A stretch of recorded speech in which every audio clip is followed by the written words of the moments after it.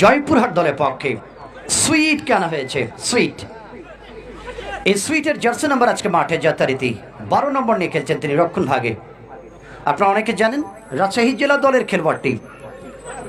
বাউ মেদান ইয়াসিন করা মার্কিং গোলরক্ষকের ক্ষেত্রে লিঙ্কন কিন্তু বের হয়ে আসলেন বেগতিক অবস্থা বুঝে।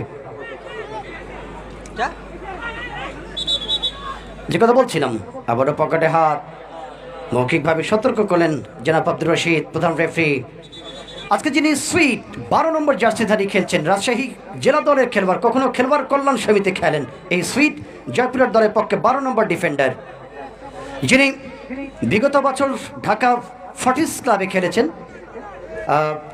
পরবর্তীতে অবশ্য ঢাকা ওয়ান্ডার্স ক্লাবে খেলেছেন, পরবর্তীতে আবার ব্রাদার্সে ডাক পেয়েছেন তিনি। এই সেই সুইট, বল পেয়েছেন সুইট, লম্বা লফট, গোলরক্ষক মামুন থ্রো করে দিচ্ছেন ফারুককে উদ্দেশ্য করে লেফট উইং ব্যাক, আর এভাবে বল পেয়েছে ছোট্ট পাস থেকে শরীফুল ইসলাম। সৈয়দপুর দল তাদের অনুকূলে, আবারও ফারুক এসেছেন রকি, চমৎকার ট্রায়াঙ্গেল, সুমন, দুজনেই সুমন খেলছে আজকে। একজন হলো সৈয়দপুর দলের পক্ষে 17 নম্বর মধ্য মাঠের সুমন, আরেকজন হলো সুমন, ভালো টি শার্ট ছিল, চমৎকার শার্ট, গোলমুখে আছেন আনসার টি শার্ট ছিল। একজন সুমন সৈয়দপুর দলের পক্ষে জার্সি